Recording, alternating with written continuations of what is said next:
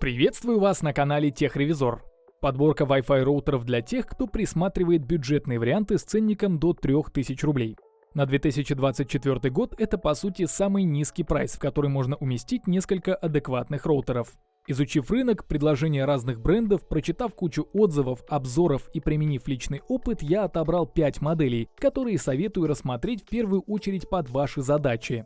На каждый роутер я оставил ссылку. Если захотите посмотреть актуальность ценника, почитать отзывы или еще какую-нибудь информацию, спускайтесь в описании или закрепленный комментарий под роликом. Далеко ходить не надо.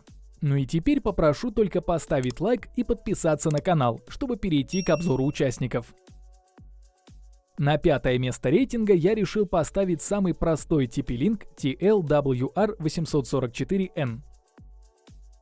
Роутер с ценником ниже плинтуса, проверенный производитель. Меньше чем за 2000 рублей вы получаете самое необходимое – выход в интернет. Базово TP-Link раздает сигнал в единственном диапазоне 2,4 ГГц по стандарту Wi-Fi 4. Только уточню один момент по скорости работы. В каждом рейтинге роутеров говорю о нем и здесь скажу. На коробке нарисована красивая цифра в 300 мегабит в секунду. И вот вроде как быстро, круто, за 2000 рублей-то. Но не забывайте сверять максимальную пропускную способность LAN и WAN портов. Здесь она, как и в большинстве бюджетных роутеров, 100 мегабит в секунду. То есть на замерах 300 мегабит ну никак не получается. Это не какой-то обман вселенского масштаба, просто так делают все производители. Поэтому имейте в виду. Но свои 100 мегабит этот TP-Link действительно показывает. На тестах в одной комнате с роутером на 80-95 мегабит в среднем можете рассчитывать. Но тут всего 2 антенны. Поэтому далеко отходить или прятаться за несколькими стенами уж точно не нужно. Такой пробиваемости хватит для однокомнатной квартиры или студии. Для двухкомнатной уже будет совсем невозможно поймать хороший сигнал. Поэтому, если у вас в семье пара человек, немного устройств, условно пара телефонов, ПК, телевизор и ноутбук, этого роутера хватит. Вы можете рассмотреть его и в качестве устройства для точки доступа, и в качестве усилителя сигнала, и в режиме клиента WISP, при котором роутер получает интернет не по кабелю, а от другой Wi-Fi сети.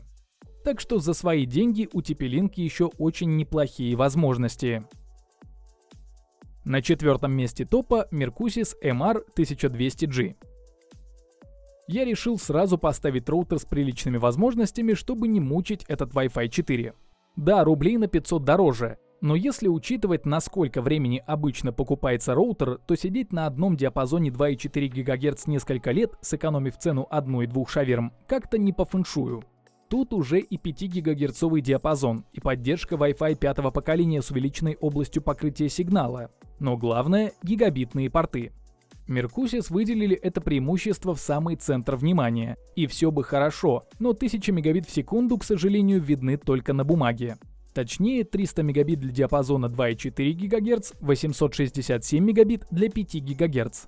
Но на тестах результаты по Wi-Fi 5 получились около 100, максимум 300 мегабит в секунду.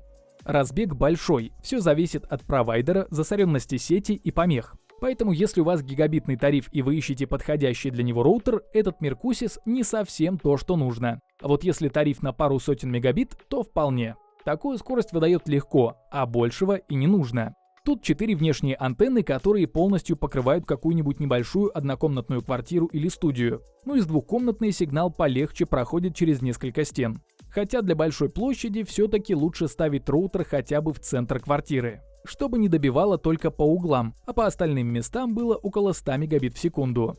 Из приятного поддерживается MU-MIMO и beamforming. Первый раздает сигнал на несколько активных пользователей, второй направляет этот сигнал именно на них, не распыляя скорость по пустому месту. Тройку лучших открывает Xiaomi Mi Wi-Fi Router 4A Gigabit Edition. Уже не раз добавлял его в рейтинг бюджетных роутеров, и сейчас мимо не пройду. Что поделать, если он действительно хорош?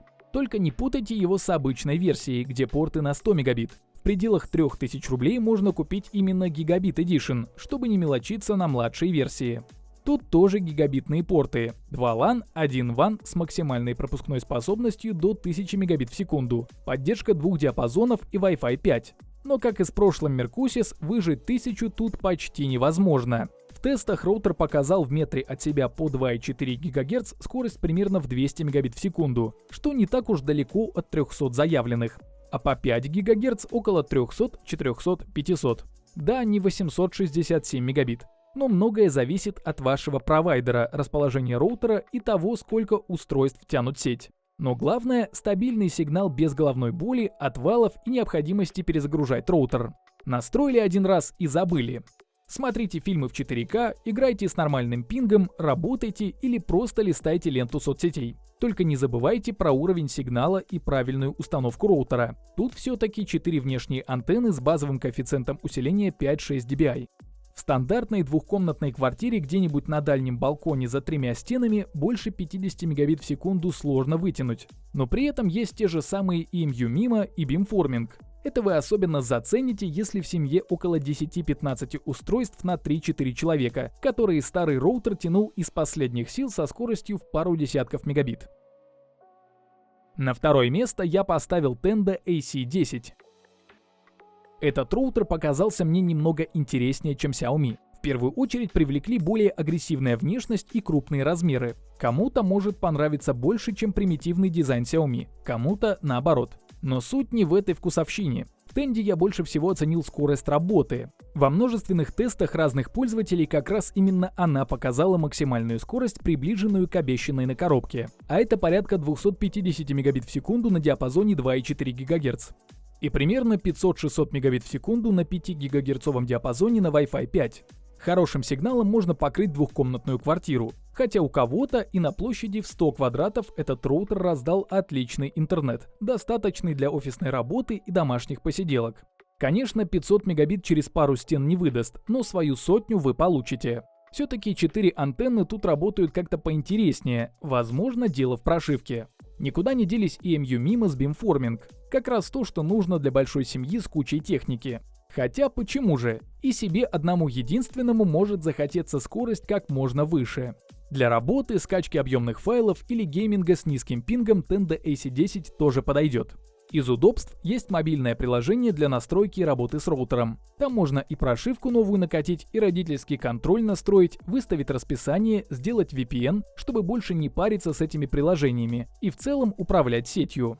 Не самое козырное преимущество, но все удобнее, чем разбираться со всем этим на каком-то сайте. Первое место я отдал Huawei AX2WS7001. Держу пари, вы даже не думали, что в 2024 году за эти деньги получится купить роутер с такими параметрами. Его самый жирный плюс – поддержка Wi-Fi 6-го поколения. А это повышенная скорость, низкая задержка, большая пропускная способность и лучшая производительность в загруженных от соседей сетях. В общем, отличие от Wi-Fi 5 заметно сразу. Хотя тут тоже надо понимать, нужен ли вам вообще Wi-Fi 6. Может, большинство ваших устройств его и вовсе не поддерживают. Так от него толку немного будет. Но если вы надеялись именно на Wi-Fi 6, то у этого Huawei есть и другие плюсы. Да и конкурентов как таковых еще надо найти. Здесь же, само собой, два диапазона. По бумаге максимум диапазона на 2,4 ГГц не изменился, а 5 ГГц на пределе разгоняется до 1201 Мбит в секунду. Это уже интереснее для гигабитного тарифа. Конечно, в реале чистый гигабит получить сложно, но в нашем случае Wi-Fi 6 берет стабильно высокой скоростью по всей квартире площадью 120 квадратов. Так, в 10 метрах от роутера за двумя стенами по 5 ГГц выходит 150 Мбит в секунду. За одной уже интереснее, под 300 Мбит в секунду. Впритык реально получить и 800 Мбит, то есть пробиваемость у сигнала очень хорошая по сравнению с прошлыми участниками. Но все-таки Wi-Fi 6 дает о себе знать. Но еще одна сильная карта в рукаве этого Huawei – поддержка Mesh. Это означает, что вы можете объединить несколько роутеров одного большого дома и получить единую сеть. Особенно круто, если у вас старый роутер от Huawei, тогда его можно далеко не откладывать. По итогу получается действительно на редкость крутой роутер за такие деньги. Поэтому если вы искали максимум за эти деньги, то это Huawei AX2WS7001. На этом мой рейтинг подошел к концу. Стоимость всех моделей рейтинга можно посмотреть по ссылкам, оставленным в описании и закрепленном комментарии. Подписывайтесь на канал, ставьте большие пальцы вверх, а также не забывайте включить уведомления, чтобы первыми узнавать о новых рейтингах и обзорах техники. А с вами была команда канала Техревизор.